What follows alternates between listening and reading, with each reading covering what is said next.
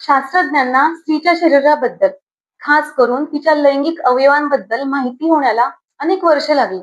ती माहिती मी आज तुम्हाला एका मिनिटात देणार. आपल्याकडे चुकीची समजूत आहे की स्त्रीला लैंगिक सूट देणं हे खूप अवघड, गुंतागुंतीचं आहे.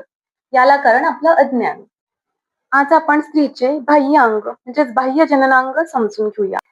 स्त्रीच्या बाह्यांगाला वल्वा असा शब्द आहे. यामध्ये 3 ओपनिंग असतात.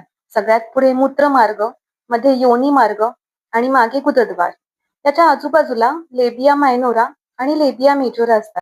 मूत्रमार्गाच्या वरती क्लिटोरिसचा थोडासा भाग बाहेर असतो एका बटनासारखा. परंतु क्लिटोरिसचा मुख्य भाग हा पूर्णपणे आतमध्ये लपलेला असतो. क्लिटोरिसची रचना, कार्य, भाग हे पुरुषाच्या लिंगासारखे असते. क्लिटोरिसचे टिप म्हणजेच ग्लान्स क्लिटोरिस हे मूत्रमार्गाच्या वरती, तर त्याचे बाकीचे भाग हा योनी मार्गाच्या आजूबाजूपर्यंत पोहोचलेले असतात. आता क्लिटोरिसचं नक्की काम काय, स्त्रीला ऑर्गॅझम कसा होतो हे आपण पुढच्या व्हिडिओत समजून घेऊया.